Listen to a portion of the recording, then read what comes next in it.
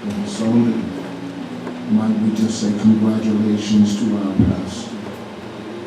Our scripture this morning will come from the 122nd Psalm in Luke, the 4th chapter. And when we arrive there, let us say amen.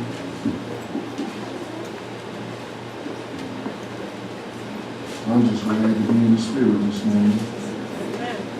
See, my brothers and sisters, if you were here last Sunday, you know that I was not feeling well. But I'm grateful to God that He watches over us day by day. Amen. And He gave me another chance to get it right. For these words of Holy Writ are recorded. It says, I was glad when they said unto me, let us go into the house of the Lord. Our feet shall stand within thy gates, O Jerusalem. Jerusalem is built as a city that is compact together. Whether the tribes go up, the tribes of the Lord, unto the testimony of Israel, to give thanks unto the name of the Lord. For there are set thrones of judgment, and the throne of the house of David. Pray for peace of Jerusalem. They shall prosper that love thee. Peace be within thy walls, and prosperity within thy palace. For my brethren and companions' sake, I will now say, peace be within thee. Because of the house of the Lord our God, I will seek thy good. Luke, 4th chapter, 16th verse. Amen.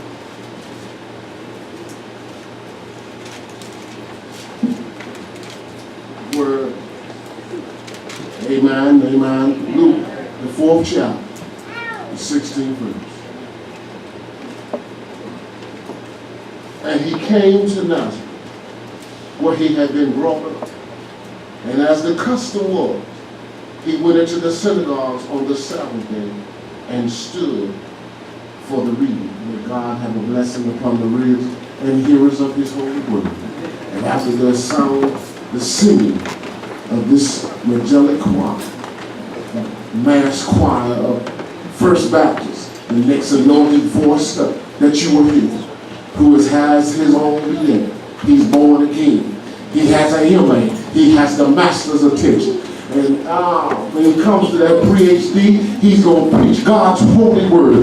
May God hide him behind the cross. None other than the Reverend Dr. James E. Teller. God bless you.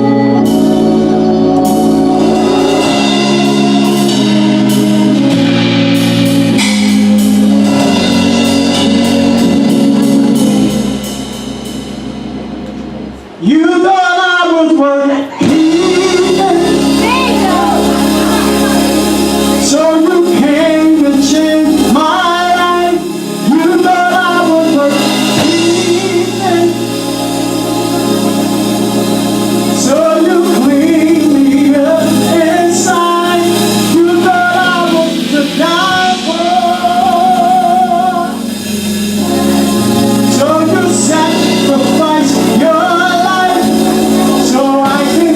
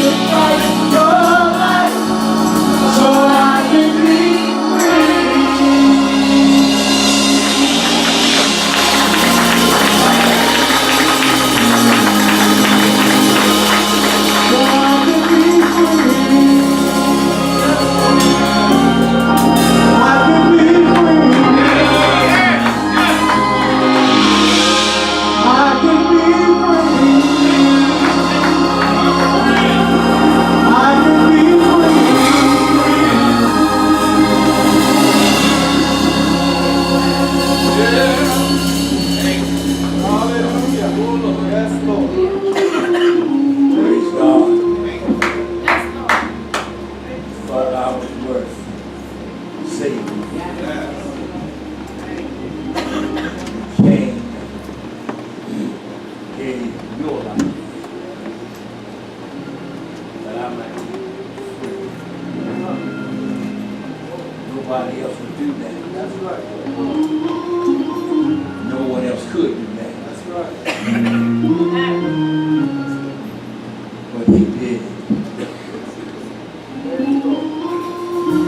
Eternal God, our Father, we come now in the precious name of your Son, Jesus. Lord, we give you thanks and praise. Because we realize that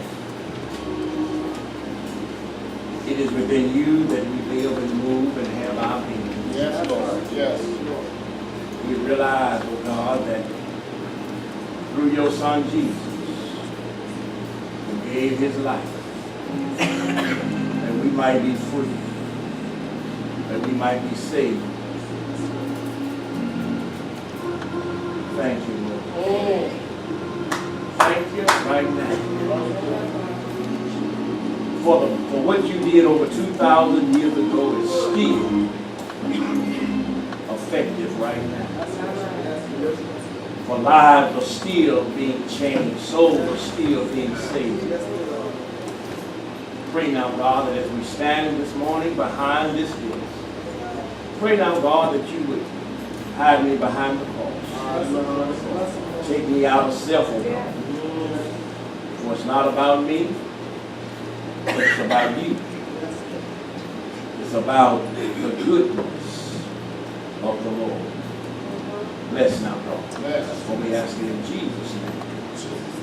For his sake and praise. Amen. Amen. Praise God.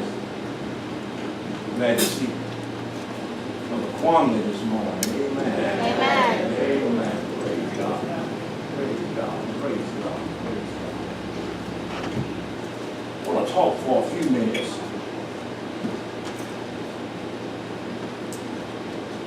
from the thought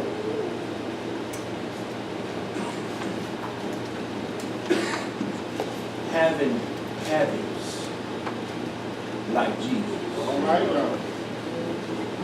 Having habits like Jesus. Well, I think all of us can confess this morning that there are some habits that we have that's not like Christ. All right now. If we are truthful, there are some things in our lives that's not like Christ that we constantly do. But this morning, I want to talk about habits like Christ. One of the significant facts about this passage of Scripture in which Jesus gives the platform for his messianic ministry is Luke's calling attention to one of the habits of Jesus.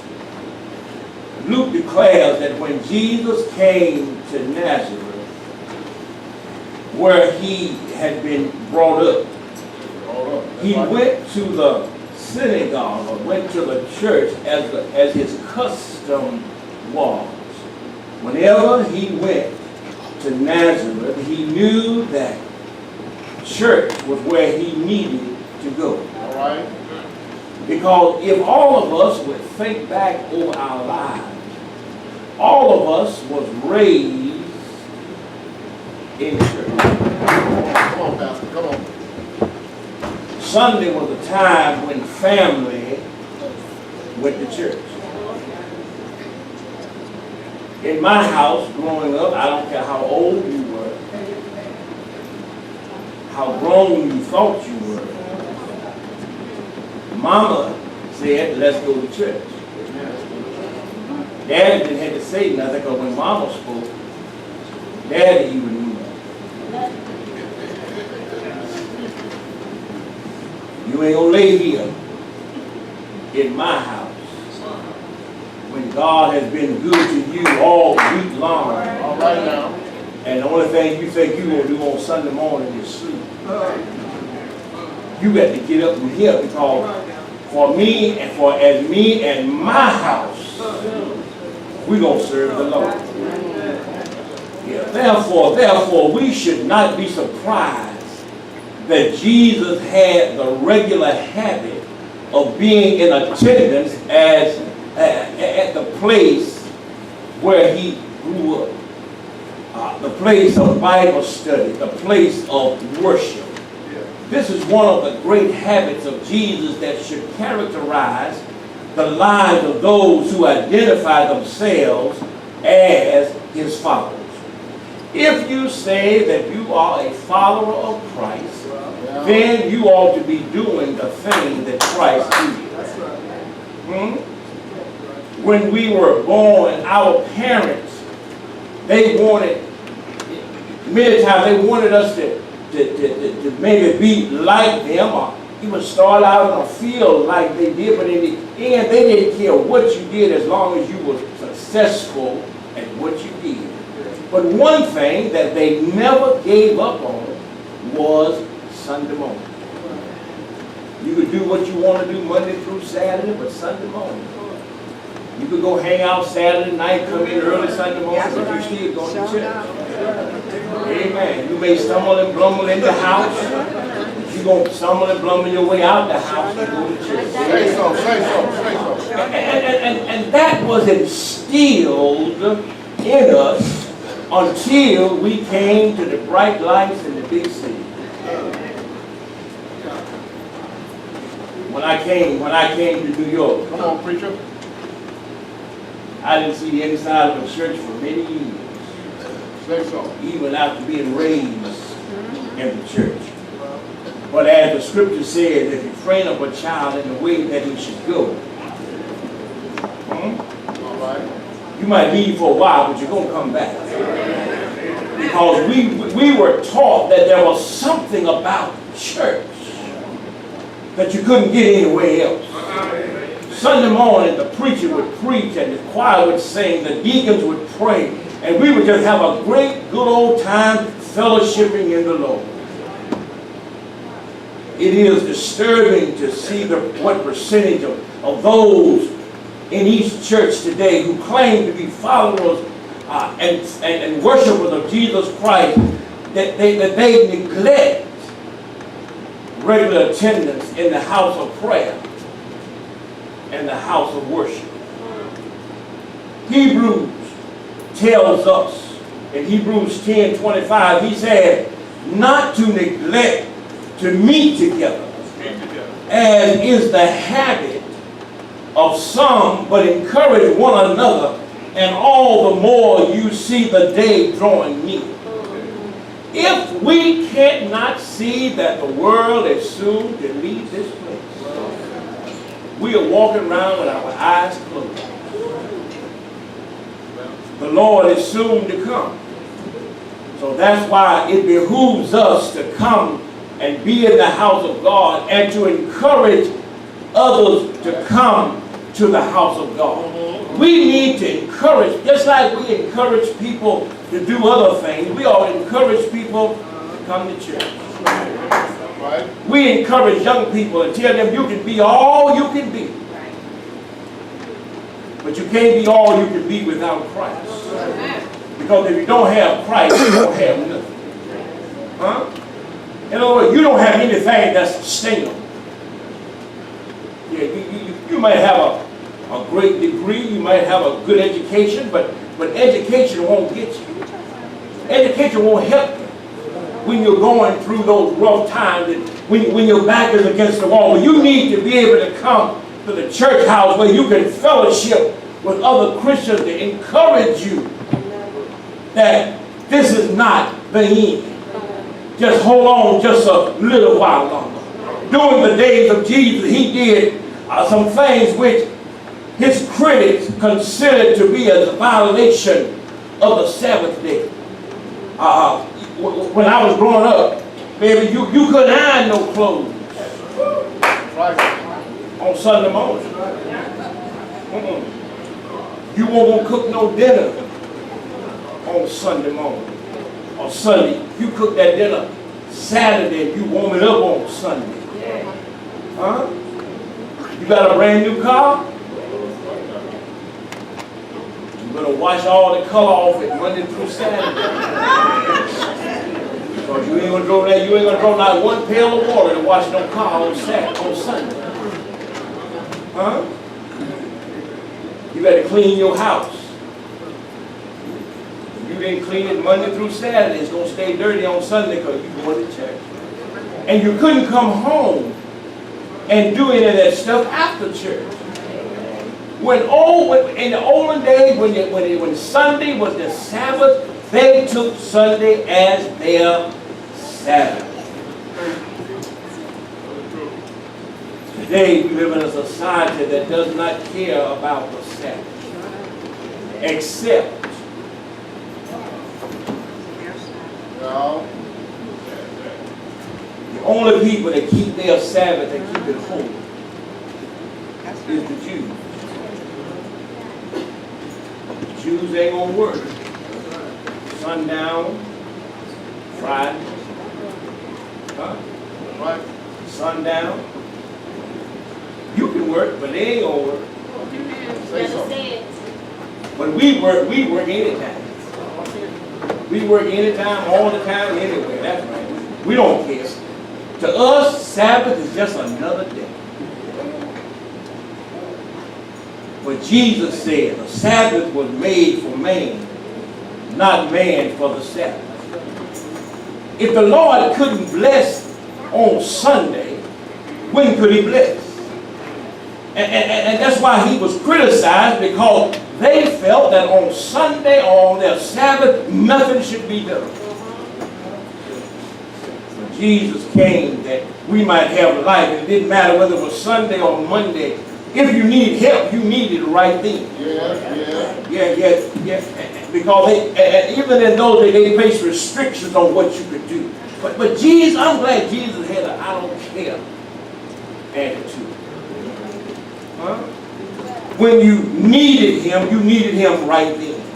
The followers of Christ who had not developed and maintained a regular attendance at the house of God with the people of God is depriving himself.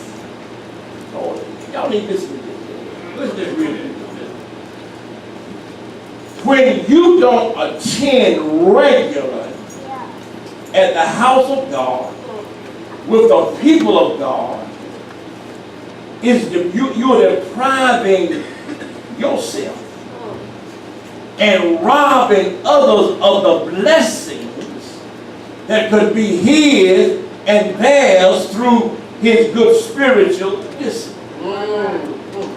So in other words, when you haphazardly come to church, you messing with my blessing. Huh?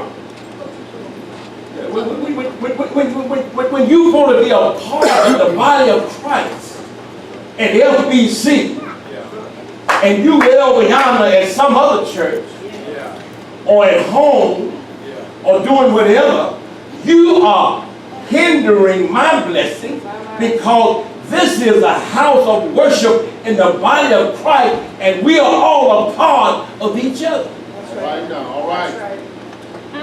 Don't mess up my blessing. Come on now. Come to church. Whether you want to or not, come. The church is a place of worship. It's important that each believer have a place for private worship at his home or at his office. There must be some place where each can go for a private talk with the Lord. When was the last time you went into your secret closet, or you was driving along the road and you just began to talk to the Lord? Folks look over at you and your mouth just moving and you waving your hand, and they're wondering if they need to call somebody for help. But when you begin to talk to the Lord, you don't really care who's looking at you. Huh? Some folks are particular about where they praise God. Well, I'm glad God is not particular about where he bless you with. Huh? If If he bless me in the supermarket, I'll start dancing down the aisle. Bless me in the bank, I'll lift my hands.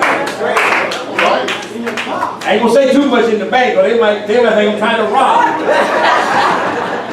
You know, when you walk in the street, somebody look at you and they think you're gone, you're lost your mind, but they don't know like you know.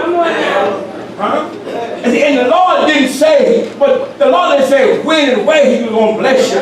He just says that when you pray to Him in secret, He will reward you openly. So everybody will know that the Lord has been active in your life.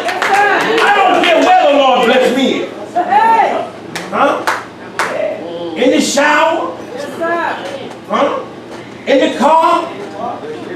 Anywhere. You be on the golf course playing golf and somebody said, "What's wrong with you?"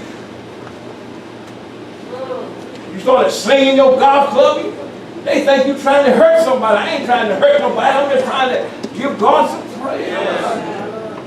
Because of His goodness. It is of tremendous importance that each follower of Christ also have a group with whom he or she is associated with in prayer, in praise, and in witness, and sacrificial giving. Many of the blessings of God come to us through fellowship with the family of God. That's why it's important, church, that we realize who we are. That we belong to a family. Family is going to have some misunderstanding. That's right, that's right. That's right. Huh? But at the end of the day, it ought to be all over. See, I might say some things to my brother that I won't say to you. But I tell you one thing, you better not say those things. Huh?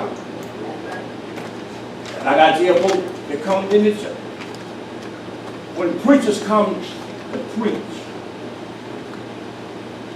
don't be trying to beat my folks up.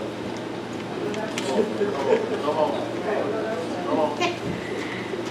Because whatever is going on, I'm big enough to handle it myself. I don't need no preacher to come in and say, y'all need to do this, and y'all need to do this. No.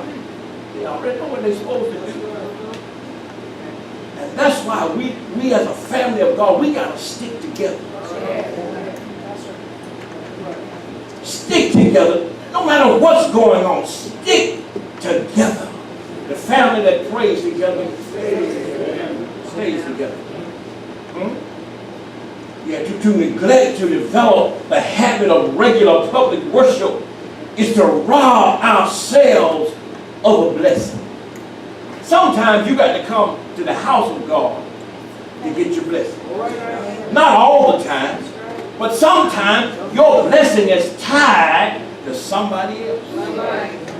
So that's why when you come to the house of God, don't walk around stuck up. Come on. Because that main one that you don't want to talk to might be the one that your blessing is tied to. Huh? That's right. You miss out because you acting. Come on now. Y'all need to use whatever word you want. I really wouldn't use that word, but you miss out on your blessing because you don't know how to respond to people. I don't care what people have done to you in the house of God. There ought not be any schism in the body of Christ.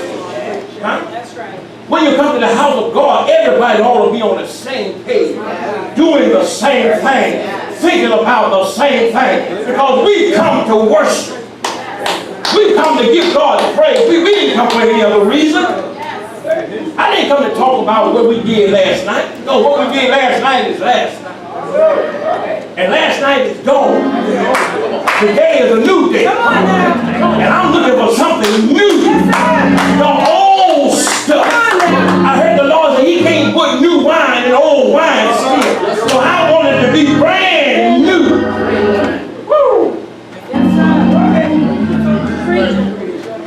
stop living in the past. Let yesterday, let yesterday be yesterday. Let today be today.